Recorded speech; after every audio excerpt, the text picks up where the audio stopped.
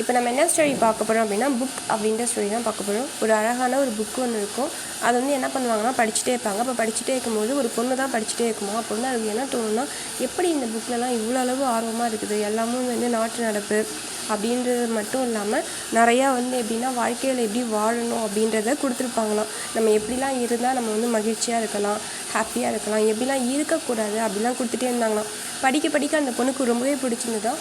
சரி இதை அப்படியே நிறுத்திட்டு நம்ம போயிடலாம், என்னால் முடியல, சுத்தமாக படிக்க முடியல, பெரிய புக்காக இருக்குது, இதெல்லாம் எப்போ படித்து முடிக்கிறது அப்படின்னு சொல்லிட்டு படிக்கவே முடியாமல் இருந்துகிட்டு இருந்ததுதான்.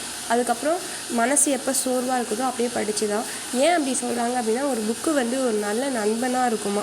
எப்போதுமே நம்ம எப்போல்லாம் தனிமையாக இருந்தாலும் சரி, சோர்வாக இருந்தாலும் சரி, எப்போல்லாம் நமக்கு எதுவுமே நம்மளே வெறுக்கிற மாதிரியான சூழ்நிலை வந்தாலும் சரி, அப்போல்லாம் வந்து நம்ம புக் எடுத்து படித்தோம் அப்படின்னா அந்த புக்கில் இருக்கிற அந்த கருத்து கதைகள் எல்லாமும் படிச்சுட்டே இருந்தோம்னா அதுதான் நமக்கு லைஃப்க்கு ரொம்ப யூஸ்ஃபுல்லாக இருக்குமா. அதனால் புக்கை வந்து நம்ம புக் ரீடிங் வந்து நம்ம வந்து விடவே கூடாதான், எப்போ பார்த்தாலும் படிச்சுட்டே இருக்கணும் அப்படின்ற மாதிரி அழகாக ஸ்வீட்டாக சொல்லி முடிச்சிருப்பாங்க.